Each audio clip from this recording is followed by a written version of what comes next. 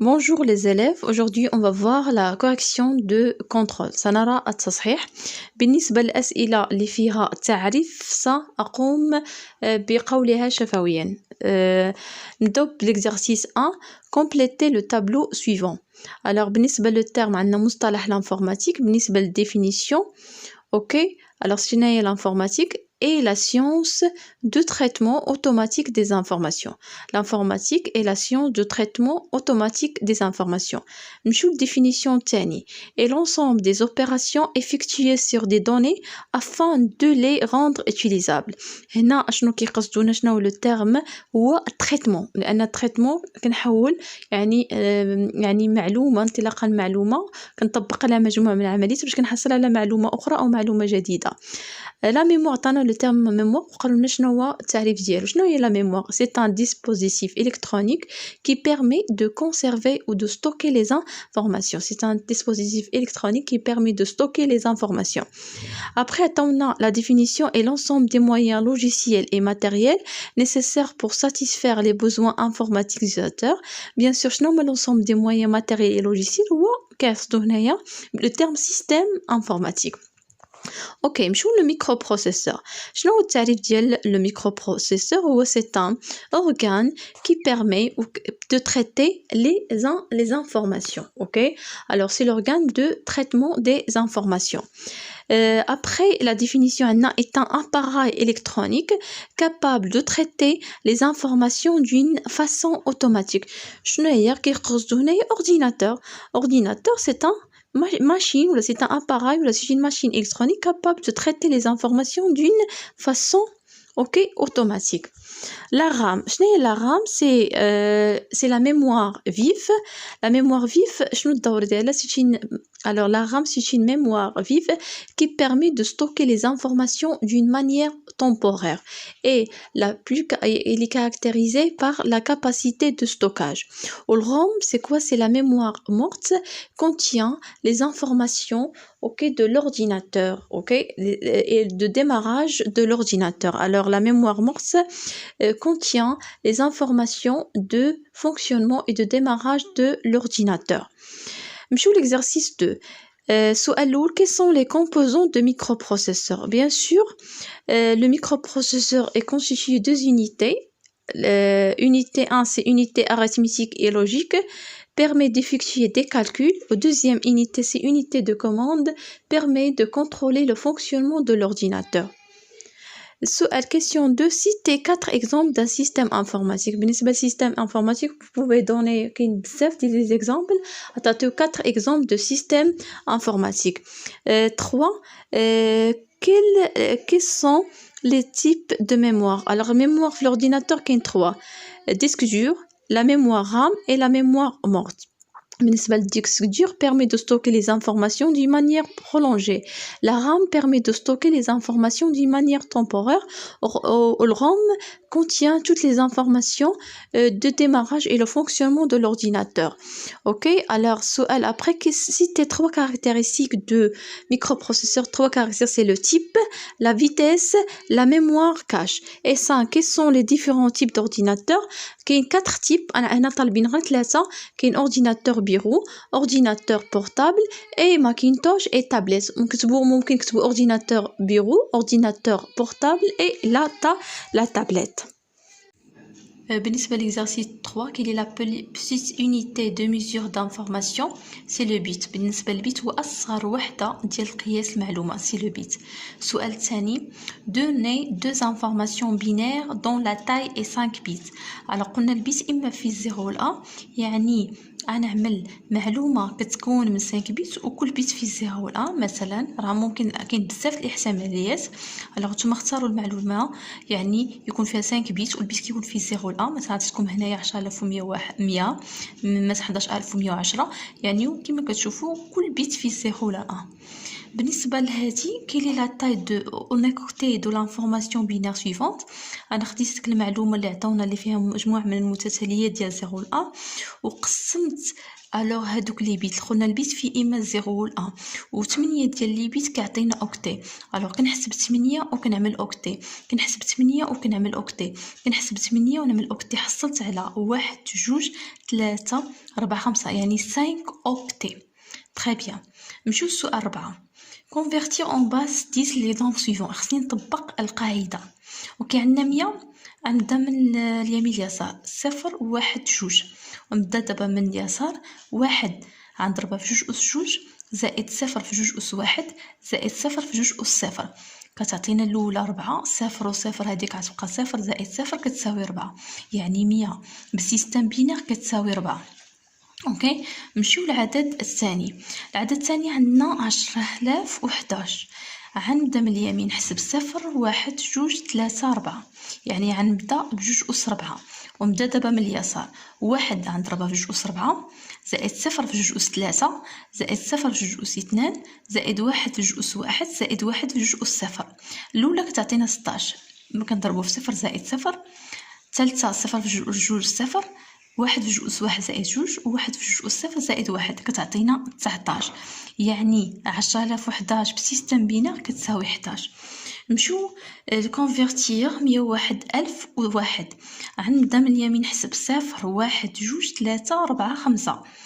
غنبدا دابا من اليسار ونبدا نضرب في متتالية العشرية او الحساب العشري 1 في جوج 5 زائد 0 في جوج أس 4 زائد 1 في جوج أس 3 زائد 0 في جوج زائد 0 في جوج أس 1 زائد 1 في جوج أس 0.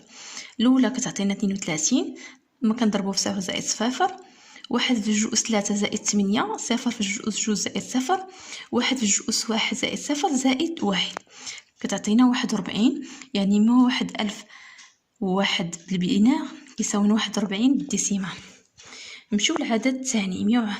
هنايا عندنا عدد كيتكون عندنا هنايا 1,101,101. نبدا من اليمين نحسب 0 1 2 3 4 5 6 ودابا نبدا من اليسار 1 في جوج أس 6 زائد 1 في جوج 5 زائد 0 في جوج أس 4 زائد 1 في جوج أس 3 زائد 1 في جوج زائد 0 في جوج أس 1 زائد 1 في جوج أس 0 ونحسب حساب عادي. الاولى عطاتنا 64 زائد 32 زائد 0 زائد 8 زائد 4 زائد 0 زائد 1 وعطاتنا النتيجه كتساوي 109. الوغ 1,101,101 بسيستم بينير كتساوي 109. نمشيو للسؤال 5. دابا غنكونفيرتير اون بينير كيسو سافيتي غنحول الديسيمال لبينير ونبداو ب 23. قلت لكم الطريقه اننا كنبقاو نقسم على جوج حتى كنحصل في الباقي على كنسالي باقي كيكون عندنا فيه اما 0 ولا والخارج كنحصل على 0. 23 على جوج تساوي 11 غير شحال واش عندي الباقي؟ نعم واحد. 11 على جوج 5 واش عندي الباقي؟ نعم غير 1. 5 على جوج كتساوي جوج باقي عندي الباقي؟ نعم غير 1. جوج على جوج كتساوي واحد باقي عندنا الباقي؟ نو اذا غنكتب 0. 1 على جوج كتساوي 0 غير 1 عندي الباقي؟ نعم. الوغ بالقراءه نقرا من تحت الفوق وعندي 1 2 3 4 5 يعني باقي خصني باش نكمل اوكتي 3 يعني غنكمل بالاصفار على اليسار يعني 23 بسيستم بينير كتساوي العدد 0 0 0 1 0 1 1 1. تري بيان. نمشيو للعدد الثاني اللي هو 65 بسيستم بينير ونفس الطريقه نحولو سيستم بينير. 65 على جوج كتساوي لنا 32 عندي الباقي؟ نعم واحد. 32 على جوج 16 ما عنديش الباقي 0. 16 على جوج 8 ما عنديش الباقي 0. 8 على جوج 4 ما عنديش الباقي 0 غير 0. 4 على جوج جوج غير 0 وجوج على جوج واحد غير 0 اي في الاخر عندنا 1 على جوج باقي عندي الباقي 0 غير 1. تري بيان. الوغ نكتب الكتابه عندنا نمشي من تحت نقرا حتى الفوق. اوكي الوغ هنايا عندي 7 يعني باش نكمل اوكتي خصني واحد الصفر اذا نزيدو على اليسار اذا 65 بسيستم بينير هي 0 و 1. اوكي وباقي الاصفار واحد 5 اصفار واحد. نمشيو لعدد ابخي 120 نفس الطريقه 120 قسمو على جوج 60 عندي الباقي نعم غيستو 1. سي نقسم على 30 عندي هادشي الباقي نو نكتب 0. 30 على 15 ما عنديش الباقي 0.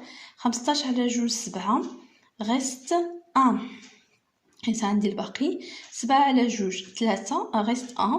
اوكي. و3 على 1 غيست 1 عندي الباقي. 1 على 0 غيست 1. اوكي. الوغ عندي نمشي نقرا القراءه من تحت الفوق وعندي باقي ما كملش اوكتي نكمل على اليسار بصفر. اذا 120 بسيستم بناء 0 1 1 1 0 0 1. تري بيان. نمشيو للتحويل كونفيرتير في 4.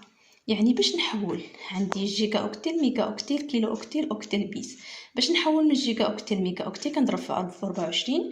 من ميجا اوكتيل كيلو اوكتيل كنضرب في 1024. من كيلو اوكتيل اوكتيل كنضرب في 1024. من البيت من الاوكتيل بيت كنضرب في 8. اوكي. اطبقنا هذه القاعده راه يجينا التحويل ساهل. وباش نعطيكم كمعلومه البايت هو الاوكتيل. كان عندنا ميجا بايت هي راه ميجا اوكتيل نفس الحاجه. اوكي. مثلا انا بغيت نحول 13 ميجا اوكتي بغيت نحولها لبيت. ايساي دو فوا ها الميجا اوكتي ها البيت شحال عندي من انتقال 2 انتقالات. يعني غنضرب في 1024 في 1024 وفي 8 يعني 1024 أس 2 في 8. اوكي. على هذه الطريقه سهله والحساب حسبوا بكالكولاتريس. دابا مثلا ميجا اوكتيل كيلو اوكتيل. الوغ باش نحول ميجا اوكتيل كيلو اوكتيل عندي انتقال واحد غنضرب في 1024 وهكذا تتساليو التحويلات ديالكم. طبقوا غير العلاقه. بالنسبه للتمرين الثالث on va remplir le tableau.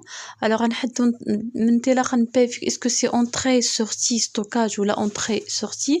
غنعملو علامه في الخانه الصحيحه. نبداو غرافور واش اونطري ولا سورتي ولا ستوكاج ولا اونطري سورتي. غرافور سي اونطري سورتي. ديسك دور كيخزن الوغ ستوكاج. مونيتور هي اكران شاشه كتخرج الوغ سورتي. ميكروفون كيدخل الصوت سي اونطري. entrée, modem, entrée, sortie.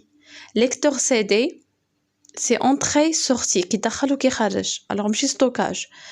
Scanner, qui دخل لينا les documents ou les photos, alors scanner, entrée. Imprimante, كتخرج les documents et les photos, alors sortie. Flash mémoire, كتخزن, alors stockage. Clavier, qui دخل, alors entrée. DVD ROM, كيخزن المعلومات stockage. routeur كيدخل وكيخرج entrée sortie. souris كتدخل entrée. data show اللي هو فيديو بروجيكتور كيخرج الصورة alors sortie. webcam كتدخل les photos alors entrée. alors سهل. alors je répète graveur entrée sortie, disque dur stockage, moniteur sortie, microphone entrée, modem entrée sortie, lecteur CD entrée sortie, scanner entrée, imprimante sortie, flash mémoire stockage, clavier entrée, DVD ROM stockage, routeur entrée sortie, souris entrée, datashow sortie, webcam entrée. اوكي. الوغ جو بونس تكون فدتكم بهذا التصحيح وعملت هذا التصحيح انطلاقا بزاف التعليقات ديالكم. نتمنى حظ سعيد للجميع ومزيد من الدعم والتشجيع وشكرا والى اللقاء. لايك لايك لايك.